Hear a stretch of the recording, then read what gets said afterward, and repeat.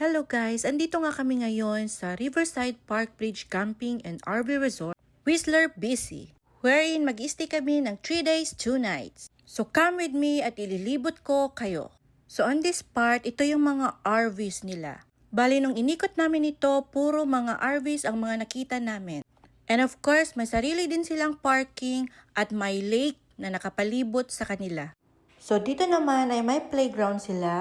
Of course, may chismisan area. At ang gusto ko dito ay ang volleyball court. Perfect for family and friends na mahilig sa sports kagaya ko. Dito naman sa area na to ay ang mga cozy cabins nila. At kung ang hanap mo ay comfortability, ito ang perfect para sa'yo. Yung mga nakita nyo pala ay mga garbage bin. Diba ang ayos-ayos at ang linis-linis? So dito naman ang kanilang washroom.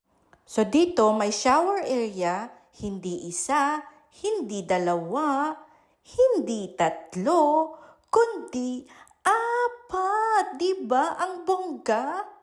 Ito naman yung sink area, say hi naman dyan. And then of course yung mga cubicles. So we're on our way now sa tent namin. And ang unang bubungad sa'yo ay ang lake! Na ang ina-expect namin ay makakapag-swim kami. Super lamig pala, besh! Kaya sayang yung mga tupis na dala-dala namin. Charot! So we're here na nga sa tent namin. Ito sana yung pang bonfire namin. But sadly, nakaban na pala sila. So ito yung mesa na provided nila. And you know what? Nabilib ako dito.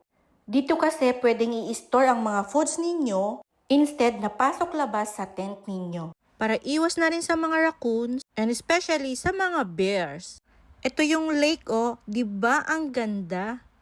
Perfect for coffee. And syempre, emote siya. Sige na, bye-bye!